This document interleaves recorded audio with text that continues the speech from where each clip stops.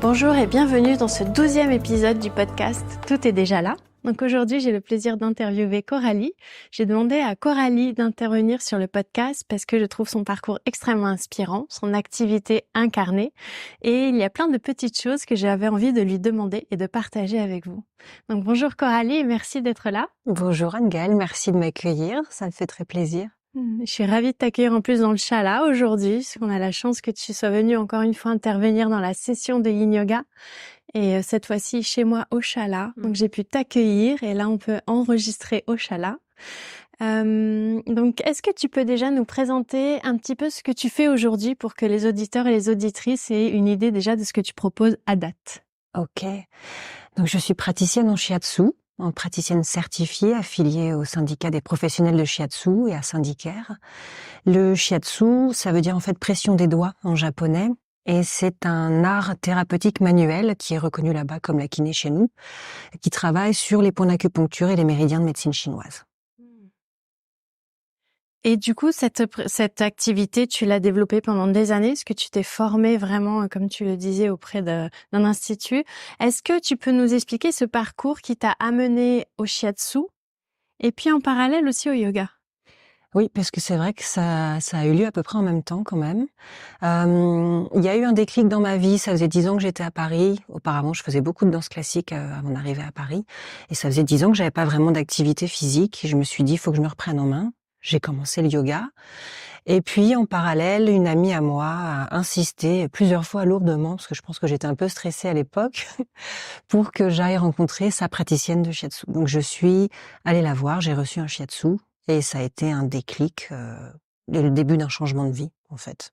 Donc c'est cette expérience qui t'a donné envie derrière à la fois de comprendre et tu savais déjà que tu voulais en faire une activité? À l'époque, non. À l'époque, je voulais découvrir et comprendre. C'est exactement ça, les mots. C'est-à-dire creuser, comprendre ce que c'était que ce truc qui, en 1 heure de temps, avait vraiment changé mon rapport à mon corps, changé mon rapport au monde extérieur. Je me disais, c'est pas possible. Comment c'est possible en 1 heure de faire tout ça? Et donc, creuser, découvrir. Et puis oui, au fil de la pratique, j'ai compris qu'à un moment donné, ce serait mon métier. Donc c'est au fil vraiment la pratique. Quand tu dis de la pratique, c'est la formation parce que ta formation est très ancrée, elle a duré plusieurs années. Oui. Combien d'années déjà? Est-ce que tu peux nous dire? C'était une formation en 4 ans. Ce qui, même encore pour aujourd'hui, c'est beaucoup. Aujourd'hui, c'est 2 ou 3 ans pour être praticien certifié. Et à l'époque, c'était parfois 1 mois. Au bout d'1 mois, on pouvait être praticien en shiatsu. Donc, mais ça, je te l'ai déjà dit, on en a déjà parlé. Donc voilà, j'ai choisi ça aussi parce que je voulais vraiment creuser en profondeur et avoir quelque chose de très solide qui m'ancre et qui me donne, qui me nourrisse vraiment profondément. Oui, je me reconnais bien là-dedans parce que c'est vrai que pareil pour le yoga, moi ça a été la rencontre avec la pratique où je me suis dit je veux en savoir plus et c'est pour ça que j'avais fait une formation à l'époque, je pensais pas du tout enseigner. Et puis après voilà, le chemin faisant, j'ai pu avoir la chance de transmettre et de continuer à me former aussi parce que en yoga, les formations c'est souvent en 1 an maintenant, maximum, voire moins. Parfois on fait un 200 heures en 2 mois et déjà je trouvais ça court. Donc j'ai eu la chance après de continuer à me former, mais c'est vrai qu'il y a des parcours et des cursus qui permettent d'incarner, d'avoir une base stable. Je voulais en parler avec toi d'une chose qui est vraiment dans l'ordre du ressenti.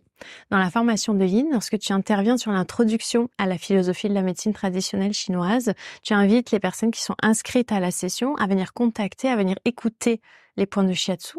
Est-ce que tu peux m'en dire plus? Parce que c'est vrai que la première fois que tu m'as dit appuie sur ce point-là, mais pas fort, viens écouter, je me suis dit mais qu'est-ce que c'est? Puis après tu m'as expliqué, je trouve ça magnifique. Est-ce que tu peux partager cette vision dans le shiatsu de venir écouter?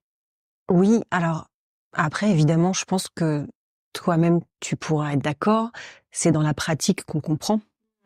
Mais pour expliquer avec des mots, quand je donne des conseils, de points justement à travailler, par exemple à des clients et des clientes, des receveurs et des receveuses, je leur dis de faire comme si au bout de leurs doigts ou dans leurs mains, il y avait des yeux, des oreilles, comme si c'était des petits scanners en fait. En général, ça marche bien de dire ça. Et l'idée, c'est vraiment non pas d'appuyer sur un point, c'est comme ça qu'on m'a appris en tout cas, il y a beaucoup de styles de shiatsu et beaucoup de manières de travailler, mais l'idée n'est pas de presser, d'appuyer, mais de venir explorer. en fait. On vient d'abord en surface, puis on dit qu'on pénètre le point, c'est-à-dire qu'on y va très progressivement pour petit à petit, couche après couche, essayer de comprendre ce qui se passe, voir s'il y a quelque chose à sentir ou pas. Est-ce que peut-être il faut reculer un petit peu, voir si je suis pas allée un peu trop loin, parce que j'ai fait peur à l'énergie, et qu'il faut rester plus en surface et attendre de voir s'il se passe quelque chose. C'est trop beau. Ça l'est. Ouais. Et donc, finalement aussi, dans cette formation que tu as suivie en shiatsu, et j'imagine dans d'autres activités que tu as eues autour, au-delà de toutes les connaissances que ça demande quand même de faire du shiatsu, il y a aussi eu à développer cette capacité à écouter le subtil et à être connecté vraiment aux énergies qui circulent et à la façon dont elles circulent, si je comprends bien. Est-ce que tu penses que c'est la formation qui t'a donné une grande partie de cette capacité d'écoute, ou c'est quelque chose que tu as déjà ou que tu as déployé un peu en dehors aussi? Comment tu l'as nourri, cette capacité à écouter l'énergie et le subtil? Je dirais que je pense que j'ai toujours plus ou moins eu ça, c'est-à-dire que j'aimais bien masser, je trouvais les nœuds, voilà, dans le dos. Dès que quelqu'un disait j'ai un peu mal, j'allais un peu patouiller et j'arrivais un petit peu à sentir ce qui se passait. Les personnes disaient ah oui c'est là, c'est là. Après, dans le cadre de la formation, j'ai eu la chance d'avoir un enseignant un guide vraiment, qui nous faisait d'abord une année entière sans aucune théorie. C'est-à-dire qu'on faisait en première année uniquement de l'écoute, du ressenti. Et c'était du coup une exploration de ce ressenti-là et de comment aborder les personnes, à quelle distance, pas trop abruptement, essayer de sentir en fonction aussi des personnes si on peut tout de suite aller très proche et tout de suite poser la main, ou s'il faut y aller plus en douceur. Enfin voilà. Tout ça, c'était du coup le premier point de la formation. Et j'aime bien dire que tout le monde est praticien en shiatsu. Je pense que vraiment, tout le monde peut poser une main et sentir un petit peu ce qui se passe. Sans forcément savoir définir, sans forcément avoir les grilles de lecture, la théorie évidemment. Mais je pense vraiment que tout le monde est potentiellement praticien en shiatsu, en fait. Oui, moi je suis assez d'accord avec cette idée justement de si on se connecte à son intuition et qu'on se fait confiance, on peut en effet ressentir ce qui se passe. Et le fait est que par exemple quand on rentre dans un lieu, des fois on rentre, on se dit ah je suis pas bien, je vais pas rester longtemps ou je me sens pas bien. Et c'est déjà en fait ce ressenti-là. On n'en a pas toujours conscience parce que c'est des choses qui sont plus de l'ordre du quotidien que de poser la main sur quelqu'un, de venir sentir le dos ou un point de quelqu'un. Mais dès l'instant où on interagit avec notre environnement, on a déjà cette intuition et cette capacité d'écoute et de ressenti du subtil. Oui, oui. Et par le toucher, on est aussi du coup dans l'écoute de soi. C'est-à-dire qu'on se connecte d'abord à soi. On apprend ça aussi en formation, bien sûr. Et en se connectant à soi, on est en mesure du coup d'entrer dans une connexion juste avec l'autre par le toucher, en fait. Oui, je comprends. Je sais pas si c'est très clair, mais Oui, c'est très clair. Et puis surtout, ça donne ça définit clairement ce lien qu'on peut avoir sans la parole. Ouais. Qui est très puissant. C'est souvent on parle du silence, mais en fait, ça va au-delà. C'est quand on peut s'asseoir à côté de quelqu'un et rien avoir à dire et il se passe des choses. C'est pour moi, ça m'évoque ça, en fait. Cette connexion aussi à l'écoute du silence, qui m'est très cher aussi en yin et en musique. Évidemment. Alors, je voulais aussi te demander, parce que moi, j'ai toujours été surprise par ta personnalité qui est à la fois lumineuse et ancrée. Ouais. Merci. Et ta transmission, en fait, que tu fais toujours avec humour, authenticité et respect de l'autre, humilité. Et en fait, la question que je voulais te poser par rapport à cet état de conscience que tu as quand même, que tu incarnes vraiment. C'est-à-dire que pour moi, en fait, quand on te voit te déplacer dans ce que tu fais, dans la parole, il y a quand même un état de conscience qui est là. Est-ce que tu dirais que c'est le shiatsu qui a nourri cette part de toi qui est vraiment dans l'ancrage, tout en étant vraiment dans la matière, parce que, enfin, encore une fois, avec un sens de l'humour et une répartie qui est vraiment hyper accessible et agréable. Et en même temps, on sent que tu respectes, que tu es authentique et que tu as aussi cet ancrage dans la tradition. Est-ce que tu penses que c'est le shiatsu qui a développé ça chez toi et ou le yoga? Ou est-ce que depuis toujours, tu as eu cette envie d'être à la fois connecté à ton ressenti, d'être ancré et en même temps d'être dans une forme de connexion à l'autre? Je sais pas si ma question est très claire. Si, c'est très clair. Et ma réponse sera aussi, je pense, très claire. Moi, j'étais complètement déconnectée de moi-même pendant très, très, très, très longtemps. Et je pense que la première étape, ça a été le yoga. Vraiment, une reconnexion par le souffle, hein, tout simplement. Vraiment, j'ai appris à respirer avec le yoga, avec le hatha yoga. Et, et cette reconnexion-là et ce respect de moi que j'ai appris aussi par le yoga a ensuite été nourri. L'étape suivante, ça a été le shiatsu et une grille de lecture extrêmement riche pour comprendre en fait toutes les problématiques que j'avais dans ma vie, de santé, relationnelle. C'est tellement riche et vaste que j'ai pu, après avoir pris contact avec moi-même, comprendre comment faire ensuite, avoir les bons outils pour résoudre un petit peu tout ce qu'il y avait à résoudre, remettre en place, rééquilibrer et retrouver un peu plus d'harmonie dans ma vie. D'accord. C'est hyper intéressant. Et donc cette déconnexion que tu as eue, tu dis qu'elle a duré, enfin que ça fait que très récemment que finalement tu t'es reconnecté à ton corps par le yoga.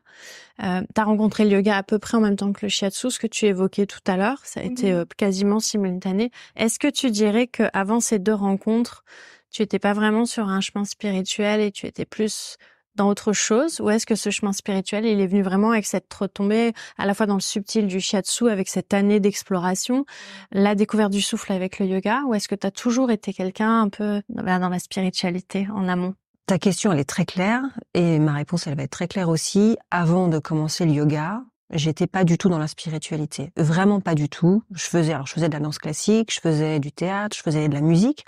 Donc il y avait quand même une dimension artistique très nourrissante. J'ai fait du piano pendant des années. J'ai commencé quand j'avais 6 ans.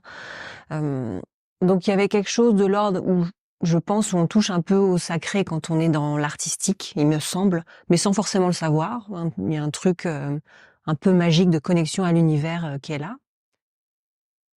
Quand le yoga est arrivé, donc il y a eu cette connexion au souffle, j'ai compris aussi qu'il y avait une spiritualité derrière, une richesse, et d'un coup ça a été une ouverture sur en fait les relations ça peut être fait d'amour et ça peut être bien et ça peut être chouette et ça peut être positif, et ça je connaissais pas avant. Et bon ça a été un peu une révélation, évidemment. On peut pas trop dire non à ça, on peut pas fermer la porte à ça. J'étais prête à ce moment-là aussi, je pense, parce que il faut être prêt à recevoir. Mais ouais, avant c'était pas du tout spirituel. Même si j'avais un peu une conscience de la globalité, l'universalité, la connexion au tout. C'est quelque chose que j'avais un petit peu, mais sans trop savoir comment le nommer. Et tu dirais que ta spiritualité aujourd'hui au quotidien comment tu la vis? Alors, je la vis d'abord dans le respect de moi. Et ça, c'est vraiment le point de départ de tout, je pense. Je pense que si tout le monde prend d'abord soin de lui, tout va mieux, en fait. Donc c'est vraiment ce point de départ-là. C'est pas du tout un truc égoïste. C'est pour faciliter mes interactions avec tout mon entourage. Et parce que j'incarne, comme chacun, comme tout le monde et comme tous les êtres vivants sur Terre, j'incarne cet équilibre entre ciel et terre, équilibre yin-yang. Enfin, c'est important de commencer par soi, il me semble. Donc ta spiritualité aujourd'hui, elle est empreinte de plus de taoïsme que d'hindouisme, tu dirais? Ah oui, beaucoup plus. Oui, oui, beaucoup plus. J'ai jamais creusé l'hindouisme. J'étais très intéressée par tout ce que j'ai pu entendre. J'aime bien ça, je trouve ça chouette. Mais je suis plus proche, oui, même si c'est pas une recherche du tout. Il n'y a pas de recherche de ma part de spiritualité, au quotidien. Mais oui, je suis plus proche, je pense, de cette dimension du Tao, de quelque chose d'universel, d'une unicité, du grand tout, du fait que tout est relié à tout et que on vient du Tao, de cette espèce de force de vie, et puis on y retourne à la mort et il n'y a pas vraiment de mort et tout ça n'est qu'un cyclique en fait. C'est que du mouvement. Et dans ta transmission du shiatsu, quelle est ton intention première? L'écoute et la bienveillance. J'écoute les gens, c'est très important. Je pense que c'est une très grande partie de mon travail en tout cas. Je ne sais pas si tous les praticiens fonctionnent comme ça. J'ai une clientèle qui a besoin d'être écoutée, mais je pense que c'est pas pour rien. Donc c'est de l'écoute, de la bienveillance et pas de jugement. Tu m'as demandé un mot, je t'en donne 3. Mais c'est bien, c'est un bonus. C'est cadeau. C'est un très bon bonus. Dans ton activité là, quand tu vas à la rencontre de ces personnes justement avec bienveillance et écoute, c'est quoi ton souhait en fait? Pourquoi le shiatsu et qu'est-ce qui fait que tous les jours tu vas pratiquer le shiatsu et le partager? Qu'est-ce que tu as envie d'amener au monde? eh ben, j'ai envie que chacune des personnes qui vient dans le cabinet et qui passe entre mes mains prenne conscience de cette nécessité, de la bienveillance envers elle-même, de ce non-jugement envers elle-même, de cette compréhension qui elle est. Et j'espère ouvrir ces portes-là. Ouais, j'espère. Ouais. Est-ce que, du coup, tu te décris quand même comme quelqu'un de spirituel aujourd'hui, ou est-ce que pour toi, c'est vraiment le shiatsu et la philosophie du shiatsu qui t'habite au quotidien? Ou est-ce que tu as un cheminement personnel aussi, une recherche de vérité, une recherche de connaissances dans le Tao, dans la philosophie en fait taoïste? Comment tu décrirais ça? Ta relation en fait avec ça, parce que j'imagine aussi que comme tu fais des soins régulièrement en shiatsu, tu as une connexion quand même avec cette énergie, avec cette spiritualité. Mais tu viens de nous dire juste avant que tu te décrivais pas forcément sur un chemin spirituel. Quelle est ton harmonie pour toi sur ce cheminement? Pour moi, être dans la vie, être dans le présent, être dans l'écoute de l'autre, être dans la bienveillance. Alors, je suis pas parfaite au quotidien, mais en tout cas, en séance de shiatsu, j'essaie vraiment d'incarner ces choses-là et ça se fait assez naturellement, je pense. Il me semble que c'est spirituel en soi. Mais c'est pas du tout intellectualisé. Il n'y a pas de recherche de spiritualité, tu vois. Je vais pas creuser à fond des textes, sauf si ça va apporter à ma pratique de shiatsu, justement, c'est-à-dire ouvrir le champ sur des points d'acupuncture, sur tel méridien qui a telle signification, et cet esprit-là, qu'est-ce qu'il va incarner au quotidien dans la vie de la personne. Mais sinon, j'ai pas d'objectif spirituel, je sais pas comment te dire. Et il me semble d'ailleurs que c'est pas du tout spirituel d'avoir un objectif spirituel et qu'on passe à côté justement si on cherche à tout prix, je sais pas, à atteindre l'illumination. Dès lors qu'on cherche, on passe à côté. C'est un peu comme le Tao, du coup. On retourne au Tao. Plus on le cherche, moins on le trouve. C'est exactement ça à quoi je pensais. Je Ouais. t'entendais dire, plus on le définit, moins on le connaît. Plus on cherche à lui poser 2 mots, moins on peut en parler. Ouais, c'est plus juste incarner, essayer d'être la meilleure personne possible au quotidien, s'améliorer, accepter qu'on a des limites, qu'on a une histoire, que parfois on se trompe, parfois on est maladroit, parfois on blesse des gens. C'est pas fait exprès, c'est pas volontaire. Si on peut rattraper le coup, tant mieux. Si la personne en face est ouverte à ça, tant mieux. Voilà, c'est la vie, quoi. Et pour moi, la vie, dans toute sa recherche et avec ses défauts, c'est spirituel en soi, en fait. Oui, c'est déjà bien, je pense que c'est déjà très beau de pouvoir vivre sa vie en conscience de ce qui est au quotidien et de ce que on appelle souvent l'extraordinaire qu'on oublie en fait, qui est tout simplement dans le sourire de quelqu'un, dans la présence à une personne qui en a besoin, dans la capacité d'écouter aussi les personnes qui nous parlent réellement, ce qui aujourd'hui se perd beaucoup parce qu'on a tendance à aller très vite, voire trop vite, et mais aussi dans la capacité à demander de l'aide, à être reçu. Et ces moments de shiatsu, c'est aussi des moments, moi je trouve en tout cas dans les soins, à chaque fois que tu me proposes un soin, qui sont suspendus en fait. C'est-à-dire que c'est un instant où il y a plus que ça. Ouais. Ça me rappelle souvent bien sûr la pratique de yoga, mais c'est des moments en fait où d'un seul coup, il y a rien d'autre en fait. On est là, on est au bon endroit et en fait on a à respirer, on a à se détendre. On a parfois essayé de pas s'endormir parce que comme Oui. on relâche, on peut avoir tendance à glisser vers le sommeil. Mais en shiatsu, on peut. Oui. Vous êtes autorisé à vous endormir en shiatsu.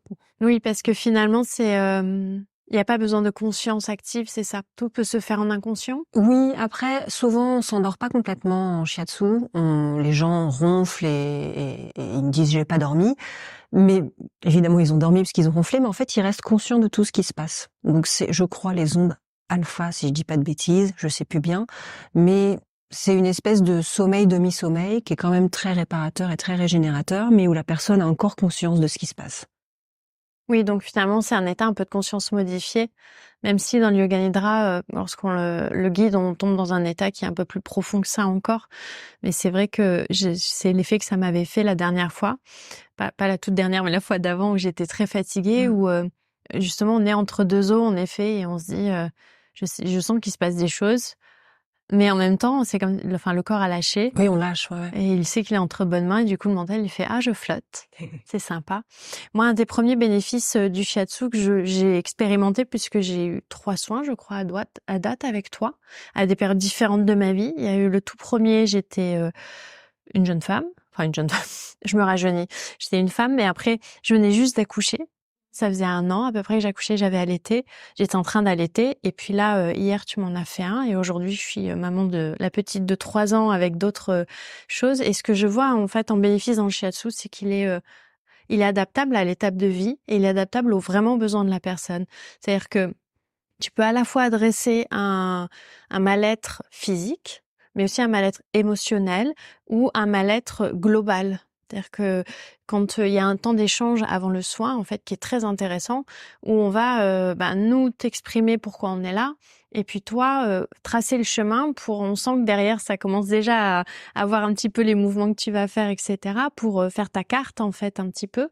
Même si j'imagine qu'en cours de route, parfois selon ce que tu ressens, tu suis en fait l'énergie finalement avec ce que tu nous dis. Absolument. Mais il y a quand même peu de pratiques comme ça qui puissent à la fois adresser le corps physique, le corps émotionnel et le corps, moi je dirais spirituel, parce que moi aussi ça me touche aussi dans ces sphères-là. Alors peut-être parce que je fais du yoga et que dans mon cheminement justement je suis alors j'ai pas envie de dire en recherche, c'est très juste ce que tu dis, parce que si on recherche quelque chose, souvent on tourne autour du pot en fait, parce que là les 3/4 du temps c'est déjà là en fait. Oui. Tout est déjà là. Tout est déjà là. Mais avec l'intention moi je sais que mon intention sur mon chemin spirituel, elle est clairement d'aller à la rencontre de vérités pour voir ce qui vibre, d'aller à la rencontre de personnes pour vivre des expériences et pouvoir, j'ai pas envie de dire grandir en tant qu'être humain, mais en tout cas pouvoir vivre ces échanges, pouvoir vivre ces expériences et d'être pleinement présente au quotidien. Il y a aussi pour moi malgré tout cette recherche, parce que mon intellect est très vif, de comprendre les choses. Donc j'ai aussi une volonté parfois de faire des recherches par rapport à la spiritualité hindouiste, mais avec toujours ce lien, comme tu dis, par la pratique. C'est-à-dire que c'est pas uniquement nourrir mon mental, mais c'est un moment de pouvoir avoir des éléments intellectuels qui vont nourrir ma pratique ensuite. Comprendre un pranayama, comprendre pourquoi on fait des pranayamas par exemple, pour ensuite dans ma pratique pouvoir vraiment l'infuser et l'incarner. Parce que je trouve que s'il y a 90% de pratique, aujourd'hui on a la chance d'avoir quand même des textes et des guides qui peuvent nous donner les 10% qui restent pour pouvoir éventuellement cheminer, j'ai pas envie de dire un peu plus vite, mais sur le bon chemin rapidement. Est-ce que tu dirais que du coup dans ces soins de shiatsu, toi aussi tu ressens, parce qu'on dit souvent quand on donne un massage, c'est comme si on en prend un s'il est bien fait. Qu'est-ce que tu penses toi de cet adage souvent, moi qu'on m'avait passé quand j'avais été entre guillemets formée au massage Abhyanga, où on m'avait dit si t'as fait un bon massage, pour savoir c'est comme si tu en avais reçu un. Et je sais que souvent aussi quand je guide des sessions de yoga où je sens que j'ai vraiment incarné le thème, incarné la posture et été présente pour les pratiquantes, derrière il y a un effet sur moi qui est pas forcément le même que pour les pratiquants, mais je sens qu'il y a eu un travail de fond aussi sur moi qui a été fait. Est-ce que en shiatsu aussi tu sens cet écho? Oui. Ok. Oui, absolument. Non, c'est même une des conditions sine qua non du shiatsu. Il faut prendre plaisir, en fait, à donner un shiatsu à quelqu'un. Vraiment. Le shiatsu, c'est donner et recevoir. On parle de donneur et de receveur, mais c'est donner et recevoir dans les deux sens. C'est-à-dire qu'on a quelqu'un entre nos mains qui nous donne toute sa confiance et qui nous donne aussi une partie de son être, parce que, oui, au toucher, on a des grilles de lecture, des zones de diagnostic, etc. Les personnes nous livrent quelque chose, vraiment. Parfois par la parole aussi, parfois avant, dans le petit échange dont tu parlais, mais aussi parfois pendant, d'un coup, il y a des choses qui émergent. Donc, elles nous donnent aussi ces personnes receveuses, et nous, on reçoit également. Et pour te donner un exemple, si pendant 1 semaine, j'ai pas pratiqué le shiatsu, je suis pas bien. Je suis pas bien, je suis tristoune, il y a un truc qui manque, tu vois. Et vraiment, ouais, après un shiatsu, on se sent mieux. On peut que se sentir mieux après avoir fait en sorte que quelqu'un se sente mieux, en fait. Oui, donc c'est vraiment intrinsèque pour toi et c'est vraiment, ça fait vraiment partie de ton quotidien dans ce sens-là. C'est-à-dire que c'est une activité qui est, j'ai envie de dire nécessaire. Ouais, qui est nourrissante vraiment. Après, évidemment, il y a la dimension du contact, hein. Le toucher, c'est un sens qu'on a encore assez peu exploré, mine de rien, par rapport à la vue, par rapport à l'ouïe. Il y a encore énormément de mystères au niveau de la peau. Et on est en train de découvrir qu'en fait, c'est vertigineux, probablement. Enfin, le nombre de capteurs sensoriels, récepteurs et tout, c'est en fait un sens qui est beaucoup, beaucoup, beaucoup plus riche que les autres. Et en plus, beaucoup plus étendu, le toucher. Et je pense que cette dimension-là du toucher, moi, je touche quelqu'un, mais du coup, en touchant quelqu'un, cette personne me touche aussi. Donc, c'est forcément nourrissant et bienfaisant pour les deux personnes. Mm. Je sais pas si j'ai bien répondu à ta question. Oui, il y a un échange en fait qui se crée et qui du coup est tactile. C'est vrai que dans notre société, on n'est pas très tactile souvent. C'est quelque chose qui est de l'ordre de l'intime ou de la médecine, on va dire. C'est-à-dire que voilà. Ou alors on va se faire ce qu'on appelle le bien-être. On va aller faire un massage, on va aller se faire couper les cheveux et du coup on va chez le coiffeur. Et là, c'est comme si on ouvrait un sas où on se dit que c'est autorisé. Mais c'est vrai qu'au quotidien, il y a peu de dimensions kinesthésiques. Enfin, j'ai envie de dire tactiles. Oui, c'est vrai. C'est pas dans nos cultures, c'est pas dans nos éducations. Et c'est marrant, j'avais une cliente l'autre jour justement, toute mignonne, comme toutes mes clientes que j'adore, qui me disait moi avec mes filles toutes petites, je les massais, ma mère me massait, donc du coup elle me demande et puis moi je les masse, elle me masse, enfin on se masse, c'est vachement bien. Et je lui ai dit mais vous avez une chance incroyable. Et elle m'a dit mais pourquoi? Et en fait pour elle c'était tellement naturel et dans sa culture de lignée familiale qu'elle pensait que c'était quelque chose de très répandu et que tout le monde faisait ça. Et je lui ai dit mais non, pas du tout. Pas du tout, c'est très rare et c'est une très grande chance d'avoir ça. Cultiver ça et continuer à transmettre ça. Super. Oui, c'est là où on se rend compte en fait aussi que dans l'éducation, il y a quelque chose de clé dans le rapport au contact et à la peau. Mais je pense qu'il y a une pudeur quand on n'a pas reçu soi-même. On n'est pas capable de donner forcément, on sait pas comment faire, on est un peu maladroit. Oui, puis c'est des échanges qui peuvent aussi parfois mettre mal à l'aise si on n'est pas préparé ou si on n'est pas ouvert à ça. Oui, il y a des gens que le contact se met très mal à l'aise, ouais. On peut sentir qu'il se passe des choses et ne pas savoir, comme tu dis, comment soit l'accueillir, soit le redonner aussi derrière. Et mais c'est ce qui est très beau aussi dans cette pratique, c'est autant au yoga, on est actif, on rentre dans la posture, on observe, on respire, même en yin, tu vois, on va rentrer dans une posture de yin yoga, on va relâcher le corps, mais on est seul avec soi-même. En shiatsu, on doit vraiment lâcher complètement. Et puis, comme tu nous dis, il faut qu'on soit inerte, quoi. Il faut pas qu'il y ait de résistance pour que tu puisses justement nous manipuler et aller contacter ces points et faire circuler l'énergie. Et ça demande une confiance en l'autre et un lâcher-prise qui est hyper... enfin, en tout cas, moi, j'ai trouvé très nourrissant et très léger parce qu'en fait, d'un seul coup, on se dit « Ah, c'est bon aussi d'être porté, en fait. C'est bon de se dire à un moment... bah oui, j'ai rien à faire. De toute façon, je saurais pas quoi faire. Donc, je lui fais confiance. C'est elle qui fait. Et c'est extrêmement puissant. Et je trouve que ça nourrit aussi pour faire confiance ensuite, au-delà de ces pratiques-là, en fait, pour pouvoir dire à un moment, tiens, j'accepte pendant un temps de m'en remettre entre les mains d'eux si nécessaire, quand je suis vulnérable ou j'en ai besoin, et de voir comment ça se passe. Et en même temps, comme tu dis, on reste conscient, donc ça permet quand même de continuer à observer comment ça se passe, à observer si c'est juste pour soi, parce qu'il s'agit pas non plus de tout lâcher et d'un seul coup de devenir complètement mou et de s'en remettre totalement. Mais en fait, il y a cet échange du je te fais confiance et hop, je lâche mon bras. Et je suis encore là avec toi et je pense que c'est là que se fait la capacité de donner et de recevoir dans le shiatsu, j'imagine. Mais pas seulement. Pas seulement, parce que cette capacité-là au relâchement, c'est quelque chose chez des personnes comme toi qui pratiquent énormément, qui ont une belle conscience de leur corps, qui devient naturel en fait. Mais il y a des personnes qui ont beaucoup de mal à lâcher, vraiment beaucoup de mal à lâcher. Et parfois, je répète plusieurs fois, relâcher, relâcher, relâcher. Et les gens s'excusent. Ils me disent, excusez-moi, j'y arrive pas. Et je leur dis, mais non, c'est pas grave. Je vais vous le répéter pour que ça vienne. Si ça vient, tant mieux. Si ça vient pas, tant pis, c'est pas grave. Mais juste pour vous rappeler que c'est une possibilité. Vous pouvez lâcher si vous voulez et vous pouvez vous en remettre à quelqu'un. Faites-moi confiance, je vais pas jeter votre bras à l'autre bout de la pièce, ça va aller. Mais voilà, donc c'est pas facile pour tout le monde. Et je pense que cette relation de donner-recevoir, pour moi, elle commence vraiment déjà par la parole, c'est-à-dire cet échange préalable, et par quelqu'un qui autorise tout simplement qu'on vienne toucher son être. Parce qu'on touche le corps, mais on touche vraiment l'être jusqu'au plus profond. Bien sûr.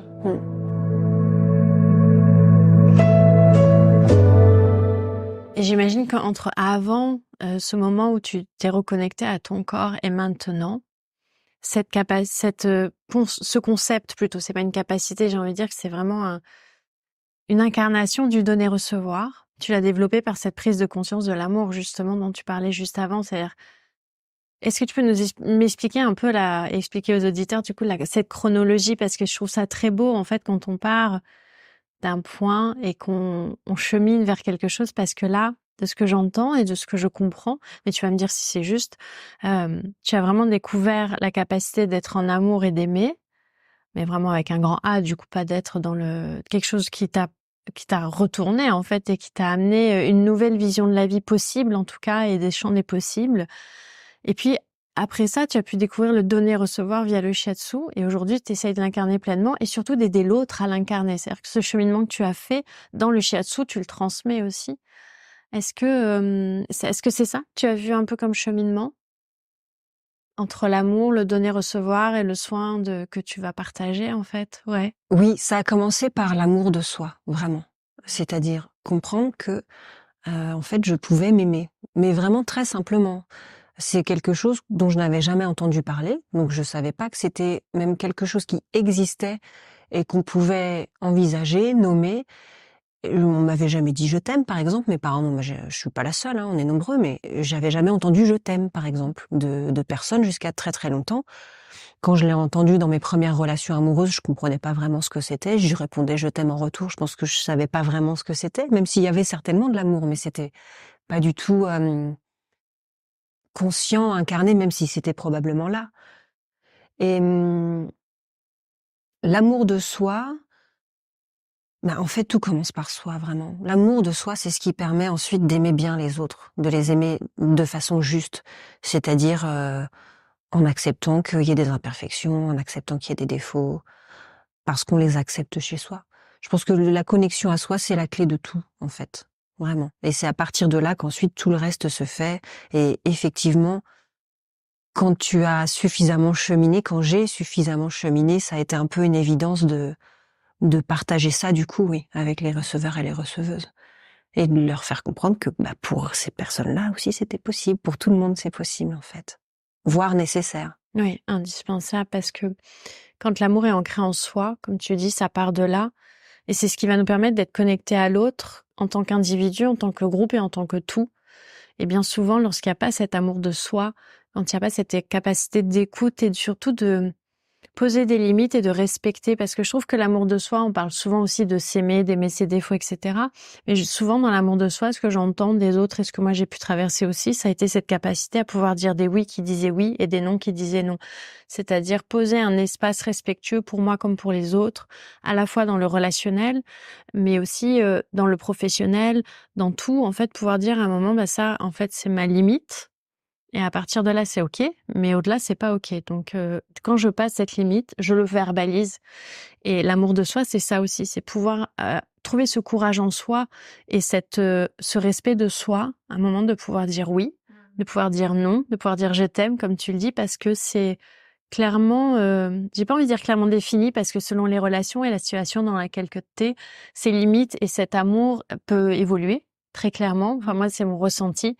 Dire je t'aime à quelqu'un, ça a pas du tout la même vision. Alors c'est peut-être parce que je suis devenue maman entre-temps, mais dire je t'aime à ma fille, c'est pas la même chose que lorsque je le dis à mon conjoint, Oui. ou si je devais le dire à mes parents, pour lequel c'est encore comme toi très difficile, ou si je devais l'incarner. Mais en même temps, c'est clair, c'est-à-dire qu'au moment où je le dis, je sais ce que je veux dire par là. Et c'est vrai que nos pratiques, nos cheminements, enfin en tout cas éclaircit et clarifie ça. Et ça part de soi, et du coup quand ça c'est clair pour soi, on peut aider l'autre à faire pareil, on peut accompagner l'autre à faire pareil. Et moi ce que j'ai découvert récemment et qui me nourrit énormément, c'est cet aspect communautaire, en fait, à un moment de pouvoir créer un espace où les personnes se sentent bien, de pouvoir créer un espace où les personnes peuvent être elles-mêmes, et de surtout pouvoir dire mais tu es légitime, en fait, ce que tu ressens est juste. Et du coup, là, on crée un changement vers l'extérieur, parce que souvent, moi, je sais qu'au début de ma pratique de yoga, par exemple, j'étais beaucoup vers moi, parce que je Mais nettoyais, parce je que c'était travaillais. nécessaire aussi. C'est ça. Voilà. Il faut en Mais passer par là. j'ai senti à un moment que une fois que tout ça a été ancré, il y a eu un besoin d'ouvrir. Il y a eu un besoin d'aller vers l'autre et de montrer, en fait, aussi à mon être, à mon étincelle de vie, ce que j'appelle, c'est-à-dire cette essence vraiment profonde, qu'elle pouvait interagir avec l'autre et qu'elle avait la capacité de le faire. Et du coup, il y a beaucoup de personnes qui m'ont dit autour de moi, mais en fait, c'est un exemple parce qu'on t'a vu évoluer là-dessus aussi, on t'a vu grandir là-dessus. Et du coup, les personnes autour se sentent bien. Et comme elles se sentent bien autour d'elles, les gens se sentent bien. Et du coup, il y a un effet de ricochet qui fait que ça bénéficie au plus grand nombre en partant de soi, plutôt que de rester enfermé sur soi avec une pratique spirituelle qui est tout le temps sur le moi, je, ou il faut que je nettoie tout le temps la perfection. Et quand on déploie cet amour de soi, ce perfectionnisme, on le met à la poubelle. En fait, on dit, non, en fait, je suis. Et hop, du coup, je vais voir l'autre maintenant parce que c'est bon. Je vais passer assez de temps à gratter là et je vais aller, pas gratter chez les autres, mais je vais aller voir les autres qui ont gratté aussi pour qu'on puisse grandir ensemble, en fait. Est-ce que toi, tu ressens, par rapport au shiatsu et par rapport à ton quotidien, qu'à un moment, tu as envie de créer ces communautés? Est-ce que tu as envie de... Alors, une communauté, ça peut prendre plein de formes. Ça peut être une clientèle qui est régulière, ça peut être une famille, ça peut être des amis. Mais est-ce que tu ressens cet appel maintenant de vouloir que ça se propage aussi dans ton chemin? Je suis très peu dans la volonté. Je suis plus dans le oui, j'allais dire le wu wei, tu sais, ce truc où en fait les choses elles se font, il faut faire confiance. Bah le wu wei, c'est pareil, moi c'est pas quelque chose que j'ai creusé énormément parce que ça m'a parlé tout de suite et j'essaye de mettre je suis vraiment pas du tout comme toi sur ce coup-là. J'essaye de mettre le moins d'intellect possible en fait. Dès que j'ai l'impression d'avoir saisi le truc, j'en reste là et je me dis ça va se nourrir. Le wu wei, donc c'est le non agir. Il y en a qui disent que c'est le non-être aussi. Mais en fait, il s'agit pas de rien faire, c'est pas un truc de fatalité, c'est pas un truc d'inexistence. C'est plutôt ne pas être dans une volonté excessive de faire telle chose, d'aller dans telle direction, mais plutôt se laisser porter, guider par le courant, mais en étant justement un minimum conscient, en fait. C'est pas juste je me mets les pieds en éventail et les mains derrière la tête, c'est pas ça. C'est faire confiance un petit peu en fait au fil de la vie et de l'univers. C'est plutôt ça. Oui, parce que je pense que cette image parfois de se dire non mais ce qui doit se passer se passera, je lâche tout. Comme tu dis, mettre les pieds en éventail, ça a un côté en fait où on se délaisse de sa responsabilité et on passe à côté de sa vie, quoi. Exactement. Il s'agit pas du tout de se déresponsabiliser. Ouais. Il s'agit d'agir, mais pas d'agir contre, d'agir dans le flux en fait, dans le flux de la vie.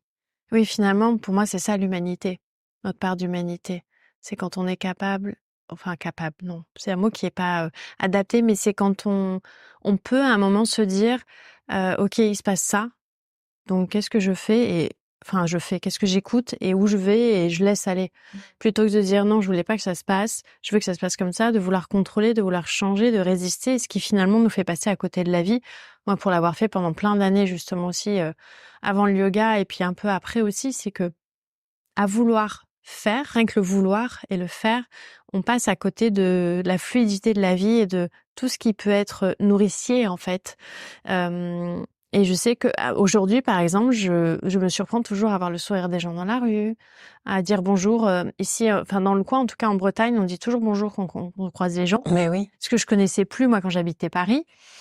Et ça m'a surprise sur le coup et j'ai repris plaisir à dire bonjour à des personnes que je ne connais pas plutôt que de baisser les yeux et de longer le mur en me disant oula qu'est-ce qu'elle veut. Ça change le quotidien quand même, des interactions comme ça. C'est ça. Ouais. Et je trouve que ça aide à aller avec le flot de la vie quand on reste dans le quotidien et dans la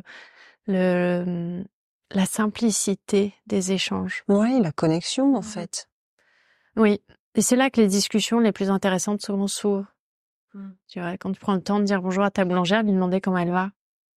Quand tu vous revois au marché, nous je sais qu'on va marcher tous les vendredis et on commence à connaître les maraîchers et du coup de pouvoir échanger avec eux et puis ils vont te parler de leur récolte.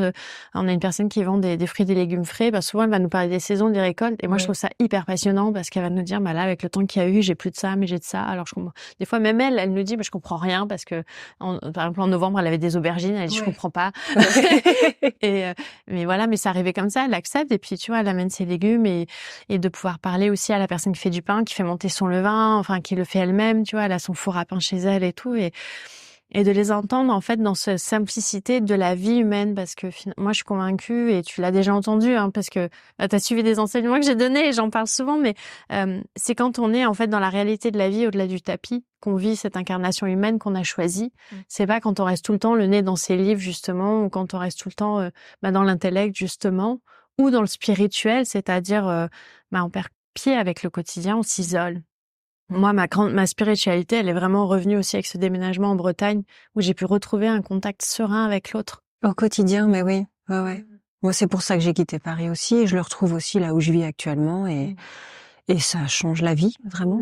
Ça reconnecte, ouais, comme tu dis, à une dimension d'humanité. Tu parlais d'humanité. Après, bon, je pense qu'on est tous humains, même quand on se trompe, quand on fonce droit dans le mur, quand on baisse les yeux, qu'on veut pas regarder et parler aux gens. Tout ça, c'est de l'humanité, tout ça, c'est de la fragilité, tout ça, ça demande que de l'amour, en fait.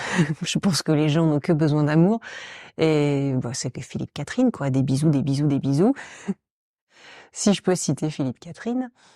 Mais on lui demandera. On lui demandera si tu lui fais une petite interview un jour, ce qu'il en pense. Mais oui, c'est le quotidien. La spiritualité, c'est le quotidien, ouais. Je suis complètement d'accord avec toi. La seule différence, je trouve, c'est que on passe de l'individu au groupe. Et on revient à l'individu. Quand je regardais au sol à Paris, par exemple, quand je voulais pas regarder les personnes, c'était lié à un quotidien que j'avais, à la journée que j'avais, aux personnes que je croisais, et qui faisait que j'étais pas disponible pour ça. Et en fait, en me sortant de ce quotidien, en conscience, en observant ce qui était juste pour moi, ce qui l'était plus, j'ai pu créer un quotidien où il y a de l'espace pour ça. Et c'est pour ça, t'as totalement raison, c'est de l'humanité aussi, parfois, de pas vouloir parler à quelqu'un, de pas vouloir interagir. Mais c'en est aussi parfois de mettre de la conscience sur ça et de se dire, tiens, qu'est-ce qui est? Parce que finalement, l'homme est un animal de tribu et un animal de groupe, et non pas un animal d'isolement. Et donc, de se demander pourquoi parfois on s'isole aussi, c'est très beau. C'est très beau parce que ça nous donne un temps, même si on a souvent besoin d'un temps de retrait pour revenir, et d'un temps de déploiement pour pouvoir après se retirer, comme dans les pratiques de yoga, parce que moi je fais toujours le parallèle, forcément, des formations professionnelles, mais il y a cette part d'humanité après, quand on a pu faire ce calcul-là faire partie d'un groupe et de contribuer au monde. Au-delà du reste, tu vois, parce que quand j'étais à Paris et que j'avais pas cette conscience-là de l'autre à ce point-là en dehors, c'est que j'enseignais pourtant à beaucoup de personnes, j'avais énormément de cours de yoga, je rencontrais beaucoup de monde par semaine, et pourtant l'isolement était là. Alors qu'aujourd'hui où je donne moins de cours, je me sens moins seule. Et c'est très drôle drôle entre guillemets de voir ça, parce qu'on constate que la qualité de la relation et de la présence à l'autre va complètement impacter notre capacité, en tout cas pour moi, a complètement impacté ma capacité à faire partie d'un groupe et à interagir avec l'autre. Ouais. Mais c'est des questionnements intéressants, parce que tu parles de communauté. Est-ce qu'une communauté, c'est là, je sais pas si tu parles du coup de tes élèves, les personnes avec qui tu pratiques du coup le yoga ou à qui tu enseignes, ou si tu parles au plus large la maraîchère par exemple qui te raconte ses aubergines au mois de novembre ou des choses comme ça. Je pense que je fais référence aux deux. Maintenant, pour moi, ma communauté, c'est les deux. C'est les deux, ouais. C'est le tout. Très bien. Ça me va très bien, du coup, comme idée. J'aime pas trop séparer, et ouais, il y a une communauté qui se crée, je pense, avec mes receveurs et mes receveuses. Alors du coup, je suis un peu le point central, le point névralgique, donc je sais pas si ce serait une bonne chose qui se rencontre, parce qu'il y a quelque chose un peu de thérapeutique, et on va quand même dans l'intime, en shiatsu, on recueille, en tous les cas, moi, dans ma pratique, je recueille des paroles hyper précieuses, quoi, des histoires de vie parfois très très lourdes et très très chargées, très complexes, des nœuds que le shiatsu permet de dénouer, fluidifier de manière assez subtile mais belle. Et je sais pas du coup si cette idée de rencontre, elle serait vraiment pertinente. Je pense qu'après la communauté, elle est par extension. Alors je suis pas une spécialiste de ça, je découvre, donc là on rentre dans une discussion, mais je pense que la communauté, elle va au-delà, c'est-à-dire qu'il y a les personnes tes clients avec lesquels tu as une relation, puis après il y a tout ce que tu vas déployer autour aussi, et tout ce qui il y a tout le ricochet que tu as dans la famille, justement, tu recueilles des propos qui sont souvent très personnels, comme Mais tu oui, dis, intimes, et du coup, quand tu les vois plusieurs fois, tu vois l'évolution aussi de la bien sûr. personne et de sa famille, et après, sûrement que ta communauté, elle va s'ouvrir aussi à des connaissances, des amis, enfin, tout va se tisser petit à petit. Oui, j'espère que le shiatsu permet ça, et je pense qu'il le permet. Parce que c'est comme tu disais, on part de soi, on fait le ménage, après on arrive à ouvrir, et puis du coup, ça fait un petit peu effet miroir, d'autres personnes autour vont aussi un peu faire leur ménage, et ainsi de suite, et ça va grandir comme ça, ouais. Mais j'espère que le shiatsu permet ça, je pense que oui. Mais c'est marrant, tu parlais de limites tout à l'heure, et ça m'a vraiment parlé dans mon cheminement personnel en tant que praticienne, parce qu'on passe toujours, je pense, par une phase où on donne trop. C'est-à-dire qu'en tant que praticien, on va vouloir à tout prix tout guérir et tout résoudre, même si on n'est pas médecin officiellement en France, évidemment, mais il y a quand même beaucoup de choses qui se résolvent en passant par le corps et l'énergétique. Et on va vouloir parfois aller trop loin, trop faire, et parfois même peut-être alors que c'est pas le moment pour la personne, et trop donner. Et donc au début, il y a effectivement des moments où on peut être peut-être fatigué, pas tout à fait bien après une séance, parce qu'on n'a pas su aussi mettre une limite entre soi et la personne, qu'on a été peut-être pas suffisamment à l'écoute de son ressenti. Et puis ça, on l'apprend du coup petit à petit à justement mettre cette limite-là, pas trop donner. Donc mon cheminement de vie, c'était moi, parce que je savais pas comment faire avec les autres. Et puis après, le shiatsu, et le yoga, je peux m'aimer, et je peux du coup ouvrir et donner aussi aux autres. Après, on déborde un peu, on donne un peu trop, on se donne trop. Et puis après, là, ça y est, je pense que je suis dans l'équilibre, j'ai trouvé l'équilibre par la pratique, à force évidemment. Et cet équilibre-là, il est mieux pour tout le monde, en fait. Je pense que vouloir trop donner, c'est bon ni pour soi ni pour l'autre, en fait. Ouais. Oui. Et ça me parle beaucoup, ce cheminement. Je pense que j'ai fait un cheminement un peu similaire aussi. C'est intéressant. C'est intéressant de voir que de façon différente, on prend tous et toutes à notre rythme et au moment voulu et avec la temporalité qui est juste pour nous, mais un peu les mêmes chemins finalement quand je parle avec beaucoup de personnes qui sont sur leur spiritualité, quel que soit le nom qu'elles leur donnent ou comment elles la vivent. C'est souvent ça. La première étape, c'est une prise de conscience qu'il y a quelque chose qui va pas, une reconnexion à soi par cette prise de conscience, et souvent, du coup, après une ouverture à l'autre, et ensuite une harmonie qui se crée entre le je et le tu pour ouvrir un nous, en fait. Oui. C'est exactement Et ça. c'est vraiment très beau et très puissant de le voir parce qu'il y a tellement de chemins pour tu vois, le tien et le mien. Ils peuvent sembler similaires et en même temps, on l'a fait de deux façons différentes. Et c'est hyper encourageant, je trouve, parce ça montre à quel point on a tous et toutes ce potentiel, à la fois de se reconnecter à nous, de nous aimer et donc d'aimer l'autre, et en même temps de faire comme un effet de ricochet pour que ça s'étire et que ça aille au-delà de nous, soit par l'action, soit par la parole, soit par les gestes. Et c'est hyper puissant.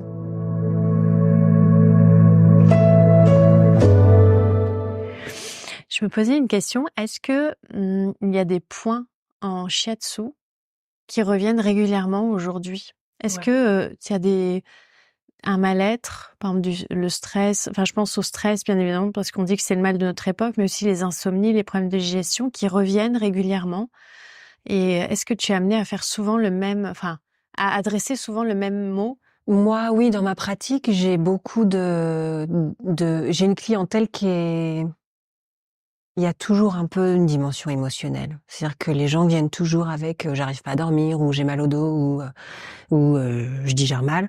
Mais en fait, il y a toujours derrière une dimension émotionnelle assez forte. Et les personnes se rendent compte des bienfaits à la fois physiques et émotionnels, du coup. Et il y a un point aussi que je voulais adresser. Après un soin, souvent tu donnes des conseils. C'est-à-dire que pendant le soin, toi tu fais, comme tu dis, tes patouilles. Mais après, tu as des conseils aussi que tu donnes, soit alimentaires, soit d'hygiène de vie, soit de recommandations par rapport à une vigilance sur une émotion ou autre. C'est quelque chose qui est aussi issu du shiatsu. Je veux dire, c'est dans votre formation aussi, vous avez cette part de donner derrière des conseils qui vont au-delà du soin. Oui, ça fait vraiment partie de la pratique, telle qu'on me l'a enseigné en tout cas. Je le répète, il y a vraiment beaucoup de courants, beaucoup d'écoles très différentes en shiatsu. Mais c'est ça fait partie vraiment de la séance dans le sens où le travail continue après. Par exemple, moi je conseille de pas faire de séance de shiatsu rapprochée de moins de 2-3 semaines. 3 semaines pour moi c'est le minimum même vraiment. Sauf vraiment grosse problématique très profonde et très très très dérangeante où il y a un très très gros travail à faire. Peut-être 2 semaines, mais sinon c'est 3 semaines. Et le conseil vient accompagner du coup ce travail qui continue à se faire. Et est-ce que souvent une session ça suffit? Ou est-ce que c'est vraiment dépendant de la personne au moment où tu la rencontres? C'est-à-dire qu'il y a pas de règle, ou est-ce que souvent, parce que je sais que il y a certaines thérapies où souvent on va dire en moyenne en 3 sessions, c'est OK, ou en 1 session, ça devrait être réglé, et donc parfois il y en a une deuxième, mais généralement il n'y en a qu'une. Est-ce qu'en shiatsu, il y a cette notion-là, en fait, de nombre de sessions nécessaires? Ou c'est vraiment du sur-mesure et des fois il y en a une, des fois il y en a 5, des fois... C'est vraiment du sur-mesure. Le shiatsu, c'est pas une science exacte, hein. On travaille la matière, on travaille le corps, les circulations, les tissus, etc. Mais il y a aussi toute cette dimension énergétique qui fait que c'est pas une science exacte. Donc il y a des personnes qui viennent avec des problématiques très lourdes et de longue date. En une séance, c'est réglé.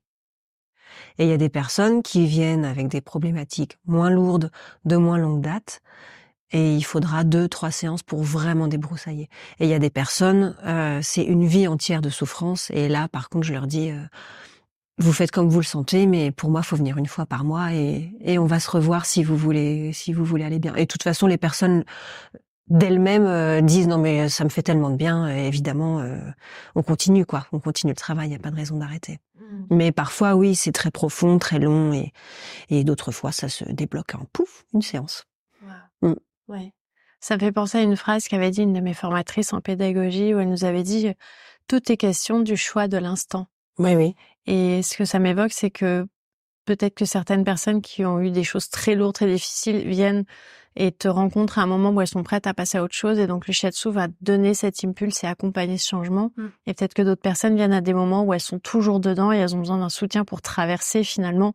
Et donc, on peut pas résoudre en un soin, mais on peut accompagner ce qui se passe. Exactement. Ouais. Ouais.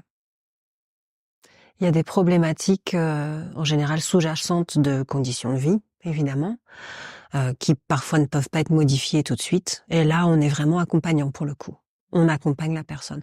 On lui permet de traverser une difficulté du quotidien avec un petit peu moins de souffrance, un peu plus de légèreté, un peu plus d'amour, et ça soulage. Et c'est déjà beaucoup. Et c'est déjà beaucoup. C'est déjà beaucoup. Ouais. Super.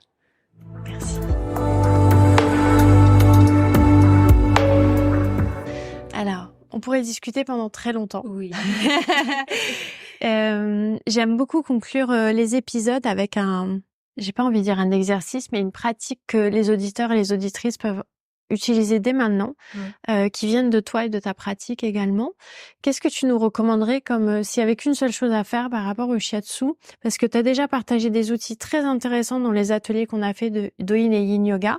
On a fait l'hiver et le printemps là au moment où on fait l'interview, et à chaque fois, ce qui est très beau, ce que j'aime beaucoup, c'est qu'on a ces échanges pour équilibrer en fait en fonction des saisons, la part de Yin, la part de Do-in, et du coup, les exercices qui sont donnés pour qu'ils soient en résonance.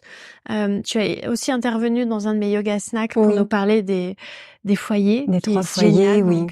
Ouais, ça vraiment, c'est quelque chose de très simple à faire et qui peut vraiment être fait au quotidien. C'est une pratique accessible vraiment à tous. Ouais. Donc n'hésitez pas, je remettrai le lien aussi dans le descriptif de l'épisode pour que les auditrices et les auditeurs puissent aller refaire ce yoga snack. Et je mettrai le lien aussi vers les ateliers sur Podia pour aussi à des personnes qui sont intéressées. Mais là, aujourd'hui, en plus, quel outil, à chaque fois je te demande plus, mais quel outil tu pourrais nous partager là? Un outil, un truc vraiment hyper simple. Allez, un truc vraiment hyper simple. Au niveau des poignets et des chevilles et des pieds, on a une quantité invraisemblable de points hyper importants qui viennent réguler toute l'énergie de tous les méridiens, pour faire court. Donc un truc hyper simple qu'on pourrait faire au quotidien, ce serait des rotations des poignets dans un sens, puis dans l'autre. Voilà, peut-être venir masser un petit peu comme ça les poignets, Oui, donc tu mets la main autour d'un Voilà, poignet, tu en viens faire des anneau. cercles en Voilà, anneau. c'est ça, index et pouce en anneau autour du poignet. Peut-être frotter avec le plat des doigts aussi, le dessus, Et les vraiment côtés la et jonction l'intérieur. bras-poignet, C'est ça, bras-main, quoi. c'est ça, D'accord. poignet. Donc, ouais, Frotter. voilà, des 2 côtés, hein, bien sûr. Ça, c'est bien. Et puis faire pareil au niveau de la cheville. Donc, on vient attraper le pied et c'est vraiment la main qui tient le pied qui fait tourner la cheville. Comme ça, on est vraiment dans une détente, dans une relaxation, on tourne dans un sens puis dans l'autre. Oui, donc on vient vraiment relâcher complètement la jambe et c'est Voilà. le bras qui fait ce mouvement circulaire avec la Voilà. cheville. On peut tenir avec une main la cheville au-dessus des malléoles et puis avec l'autre main venir tourner le pied. Et puis de la même manière, ensuite venir frotter un petit peu cette jonction là entre le pied et le bas de jambe et ramener un petit peu d'énergie. Et puis les pieds, on peut les frotter aussi parce que c'est bien, ça fait du bien. C'est toujours bien, les pieds, ça nous ramène à la terre. On est toujours un peu déconnecté de la terre quand même dans nos sociétés, donc c'est pas mal. Voilà, c'est tout simple, tu vois, ça prend 2 minutes. C'est un petit quelque chose à faire pour soi au quotidien, qui prend pas longtemps et qui peut vraiment faire changer la journée si tu fais ça tous les matins. Vraiment. Oui, puis qu'on peut faire à peu près n'importe où quand même. Ben oui. Et qui est parce qu'on emmène nos pieds et nos mains Partout avec nous, c'est ça qui est bien. Ultra pratique. Donc on peut le faire n'importe où et facilement en fait. Il y a pas besoin de matériel ni d'avoir des connaisses du coup de tous les points. Voilà, il y a pas besoin d'aller à fond dans la théorie. Frotter. Bien penser à faire les 2 côtés. Toujours. Je le rappelle toujours en yoga, mais c'est pareil là de pas de penser à faire le côté droit et le côté gauche. Merci beaucoup Coralie pour ce temps d'échange. Merci à toi, Nicole. C'était un plaisir. Et je pense que ça aurait pu continuer encore pendant des heures. On fera un autre épisode où on prendra peut-être un autre angle, mais ça sera un plaisir en tout cas de te recevoir à nouveau dans le podcast. Et puis, à bientôt. À bientôt. Merci. Merci infiniment pour ton écoute. Je le sais, le temps est précieux et ça me touche que tu sois là. Ce qui m'est resté de cette interview avec Coralie, c'est qu'un cheminement spirituel passe par la conscience de notre quotidien. Et toi, qu'est-ce que tu retiens de cet échange ? Dis-moi tout. Si tu as aimé cet épisode, je t'invite à me laisser 5 étoiles et un mot doux sur ta plateforme d'écoute préférée. Et pour savoir comment faire, je t'ai préparé un tuto que tu peux retrouver dans les notes de l'épisode. On se retrouve le jeudi 6 juin pour le prochain épisode. À bientôt.